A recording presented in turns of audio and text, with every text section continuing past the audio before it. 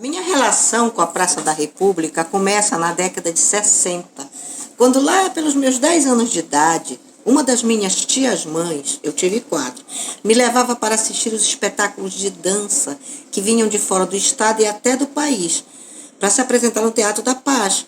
O Teatro da Paz ele divide a praça em duas. A praça tem um formato de triângulo, cortado por uma pequena passagem, que antigamente conectava a Rua Carlos Gomes à Avenida Governador José Malcher, que antes se chamava Avenida São Jerônimo. E naquele tempo os carros passavam nessa passagem, mas hoje ela foi transformada num grande espaço em frente ao teatro, que liga as duas partes da praça.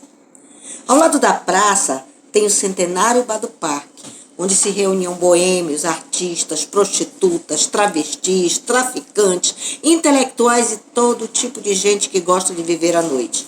E onde naquele tempo eu conhecia só de passagem, na saída do teatro. O tempo ia passando e eu crescendo. E a minha tia-mãe continuava a levar eu, meus irmãos e meu primo em direção à arte. Dessa vez era o Cine Palácio, nas matinês, que ficava muito próximo à praça, alguns quarteirões à frente, na Avenida Presidente Vargas, uma das ruas que delimitam a praça, onde passavam filmes normalmente de arte. Ao sair do cinema, vinhamos a pé até a esquina da Cezedelo Correia, onde ela termina, e lá, em frente ao edifício mais alto da cidade, na época com 26 andares, o Manuel Pinto da Silva, pegávamos um táxi de volta para casa. Anos depois, eu não precisava mais da companhia da minha tia e ia com os amigos para o cinema de arte, dessa vez à noite. Nesse tempo, também frequentava o Cinema Olímpia, que fica na Avenida Presidente Vargas, bem em frente à praça. Durante toda a minha vida, tudo me levava em direção à praça e à arte. Aos 18 anos, comecei a frequentar o Bar do Parque, que carinhosamente chamávamos de quiosque, pois na verdade ele era um quiosque. Quando eu atingi a maioridade e tive a consequente independência, que a idade traz, eu passei a fazer parte da turma que gostava de viver à noite. Isso era lá pelo final da década de 70. E apesar da ditadura, que começou com um golpe militar de 1964, a arte resistia. E era na Praça da República que os artistas e intelectuais de esquerda conversavam, conspiravam, ou simplesmente bebiam em homenagem à vida, à liberdade sonhada.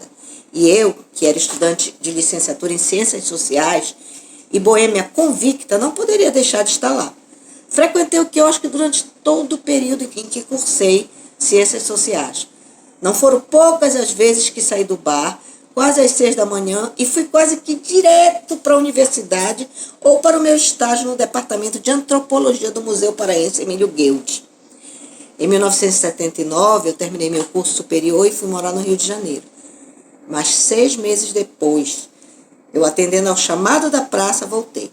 Larguei as malas em casa no bairro do Marizal e fui celebrar minha volta e a certeza de que nunca mais deixaria Belém para trás no meu amado quiosque, que a minha mãe, que jamais gostou de minha passagem por lá, apelidou de O Sujinho. E foi no Sujinho que eu vivi a passagem da adolescência para a idade adulta. Eu fiz grandes amigos, tive muitos amores e, principalmente, ingressei definitivamente no mundo artístico. Nós havíamos entrado na década de 80. E em 1979, em meio a um ato público, havia sido criado o Teatro Experimental Valdemar Henrique, um teatro de bolso que ocupou o imóvel da antiga sede da Associação Comercial do Pará, onde o Teatro Amador Paraense apresentava suas peças. E onde eu iniciei o segundo semestre de 1980, de volta do Rio de Janeiro, a minha carreira teatral. Era novembro de 1980 e eu estava, como de hábito, sentada numa mesa do bar, conversando com amigos, quando uma atriz sentou na nossa mesa e disse: "Vocês conhecem alguém que não se incomodasse em mostrar os seios em um espetáculo?" E explicou: é que o Grupo Palha estaria estreando na semana seguinte, no Teatro Arthur Azevedo, em São Luís, a peça Jurupari, a Guerra dos Sexos. E uma atriz havia abandonado o espetáculo porque a sua família havia descoberto que ela se apresentaria apenas com uma tanga e os colares que compunham seu figurino, e a haviam proibido de continuar com os ensaios. Eu percebi que aquela era uma oportunidade imperdível e não pensei duas vezes. Saí do bar e fui em direção ao Teatro Valdemar Henrique, onde o grupo Palha ensaiava, e me ofereci para substituir a atriz. O diretor era um rapaz um pouco mais jovem que eu, e foi amor à primeira vista. Por ele, que achei lindo, pelo elenco, pelo ambiente do Teatro Valdemar Henrique, pelo espetáculo, enfim, eu estava prestes a viver um sonho. Um sonho só sonhado, porque eu nunca havia feito teatro na vida. Daquele dia em diante, minha vida mudou, virei atriz. Estreiei 7 dias depois no Teatro Arthur Azevedo, em São Luís, e depois fizemos uma temporada em Belém. Daquele dia em diante, a minha vida mudou, virei atriz. Estreiei 7 dias depois no Teatro Arthur Azevedo, em São Luís, e depois fizemos uma temporada em Belém. A relação do Bar do Parque criou outra cor. Era 1980, ano em que entrava-se numa época muito rica no campo artístico. Eram vernissagens de artistas plásticos, apresentações de espetáculos teatrais da terra no novo Teatro de Bolso, lançamento de livros, murais de fotografia, criação de curtas-metragens e os cinemas Olímpia e Palácio funcionando a todo vapor.